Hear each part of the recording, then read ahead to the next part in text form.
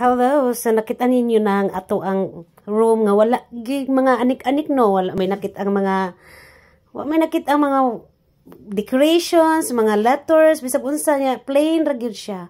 Mao ni siya bag-o nga depend order ni Madam Sara the 30 ganahan gid ko. Kung ako'y pasulti yung ganahan ko, mas ganahan ko. Okay man to sa una kay maragdagan po kag mabasa no, pero ang uban man gud mamutang pud kay over na pud kaayo. Na pud halos makit-an nga naay bungbong kay puro na lang jud pud suwat-suwat, puro na lang decoration. Na pud tay butang pud kanang i-arrange pug tarong pod sa uban. Mo nang gisamukan siguro na ning ato ang bagong secretary ay gibaklas tanan oy. Tanawa, ingana na nang ginang room kanang bear. Mas ganahan pug ko kay di ko sakitas mata nga di masangit akong mata asa ko tan ato ra jud ko tan as teacher o sa akong mga classmate no. Classrooms natin are free from clutter.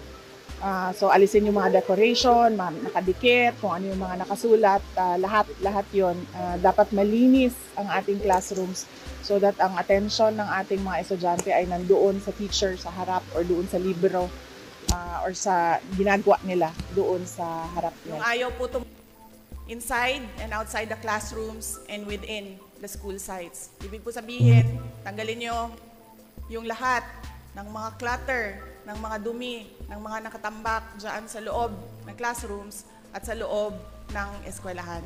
Yan lang po yun, ang Brigada Eskwela.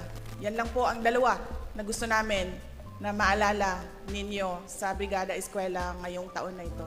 So mao na guys nga mao na nahitabo sa ato ang mga classroom karon. Atong bag-uhan og pintal ning ato ang board. Nya naara ba ni siya ngan sa pintal ipintal sa kananay. Inyong kuana suwatanan sa room kaning board ba kaning green board. Kay di na no, basta-basta ninyo pintalag bisag unsa kay di na muagi kung di na mao ang inyong gipintal. Ang tawag ana kay slating paint. O tanaw nindot na no nya gisinluan pud